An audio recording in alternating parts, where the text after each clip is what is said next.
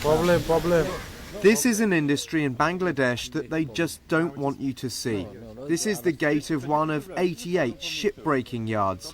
And the people that run them don't want our cameras to show what's happening inside. Problem. But finally, we do film a yard from a neighbouring lot. Hundreds of mostly Western ships are literally cut up for scrap by workers who appear to have no protective clothing and seem unaware of the risks. Rizwana Hassan has devoted her career to stopping this trade. See, all these ships contain very hazardous materials like asbestos, PCBs, and they are inbuilt in the system. So in a country like Bangladesh, we do not have technologies to deal with this sort of hazardous substances. The film The Iron Eaters graphically shows how low-tech shipbreaking is. Rizwana says it risks workers and the environment. There is a huge amount of waste oil and water that are eventually released into our coastal environment. So in the process, our soil gets contaminated, the fishery gets contaminated, the air gets polluted, and we are all inhaling it without knowing the effect of it.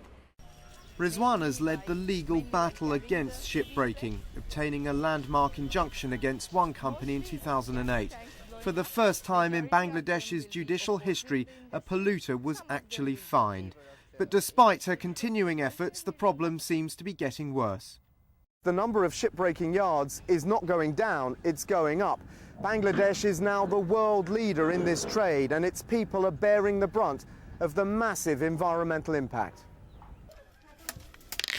The casualties of this trade are easy to find. Mohammed Murad worked in a shipbreaking yard for 10 years until a 20-ton slab of metal fell on his leg last year.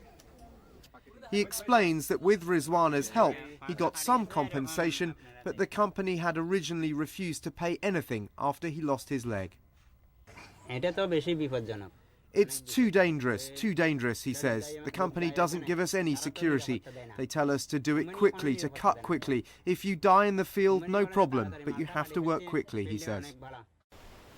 The International Maritime Organization describes the industry as ship recycling and says it provides valuable jobs. It's a benefit to the country. All it's missing is order, and order can be brought by suitable regulations and enforcement. And I believe it can be done.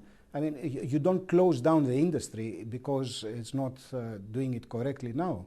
You adjust it. An international treaty, the Basel Convention, aims to regulate the industry, but experts admit it's not perfect. There are difficulties, however, in enforcing the Basel Convention, particularly due to the unique nature of international shipping. It's not a case where there's a shipment of waste going from country A to country B. You have flag states involved, port states involved. So the enforcement of the convention. Last year, a new convention was agreed in Hong Kong, but Rizwana says it fails to tackle the fundamental problem.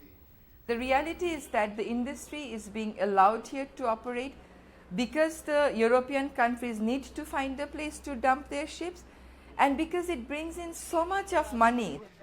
Shipbreaking is unlikely to end soon, but Rizwana says simply putting a spotlight on this controversial trade is an achievement in itself. We have been able to give a bad name to the industry, and the industry deserves the bad name. And Rizwana will not give up until the shipbreaking is done responsibly and safely. She insists profit must not come before impact on the environment and on workers' lives. Dan Rivers, CNN, Bangladesh.